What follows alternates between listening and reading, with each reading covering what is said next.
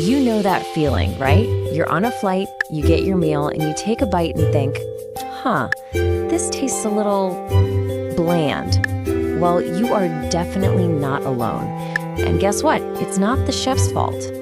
Today, we're going to dig into the fascinating science of why food tastes so weirdly different at 30,000 feet. Okay, let's dive in. Picture it. You're cruising at high altitude. The flight attendant is rolling that meal cart down the aisle. You're about to eat, but what's really happening to your body and your senses at that very moment? Now, can you imagine if a pilot actually made this announcement? Of course, they'd never say this, but if they were being totally honest, maybe they should. Because the truth is, that little tray of food is up against some seriously tough environmental challenges. And that really brings us to the main question. If it's not the chef's fault, then what in the world is going on? Well, the answer has absolutely nothing to do with the recipe. It has everything to do with the bizarre environment inside an airplane cabin. This isn't about cooking. It's about physics and biology. So before we get into all the cool science, we're just going to quickly go over a few key words. Think of it as your vocabulary cheat sheet for this whole thing. We're going to be talking about the big environmental factors, things like altitude and humidity, and how they totally change the cuisine being served, often making it taste, well, bland. We'll also see how our brain's ability to distinguish different flavors gets seriously distracted and who we can actually blame for that. And finally, we'll look at how airlines use special flavoring and savory ingredients to build a recipe that actually works up in the air. All right, vocabulary lesson over. Let's get to the good stuff. So how does this all happen? The number one reason your food tastes different is actually pretty simple. When you're at 30,000 feet, your senses are pretty much on strike. See, on the ground, everything's working perfectly. Your senses are sharp.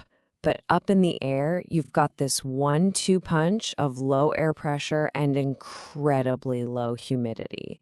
We're talking drier than the Sahara Desert. That combination dries out your nose and literally numbs your taste buds. The effect is so powerful that your ability to taste sweet and salty things can drop by a whopping 30%. But here's where it gets really interesting. A dull tongue and a blocked up nose, that's only part of the story. There's actually a third sense involved, one that you probably would never, ever guess is messing with your meal. That's right, your ears. That constant, loud drone from the airplane engines isn't just background noise. It is actively changing how you perceive the food you're eating. It's wild.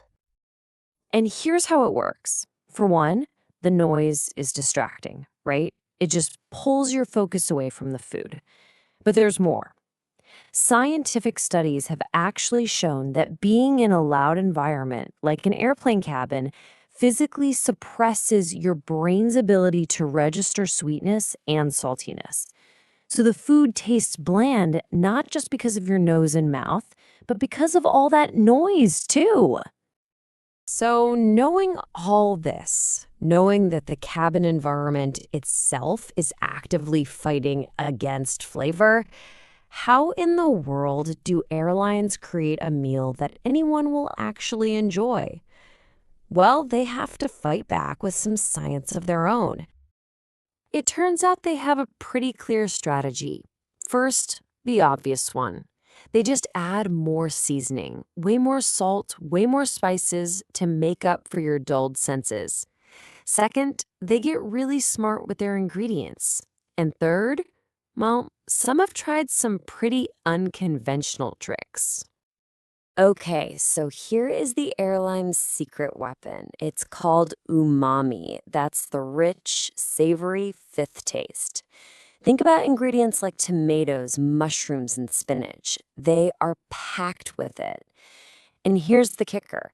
Unlike sweetness and saltiness, our ability to taste umami is totally unaffected by altitude or noise. That's why you see so many tomato-based sauces and mushroom dishes on planes. They're the umami heroes. And just to show you how seriously they take this, some airlines, like British Airways, have actually tested giving passengers nasal sprays before a meal.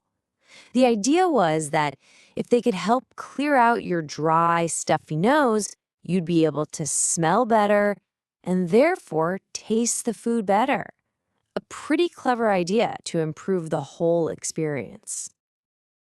All right, we're beginning our final descent. So before we land, let's do a quick debrief and go over the key takeaways from our little investigation into high-altitude taste.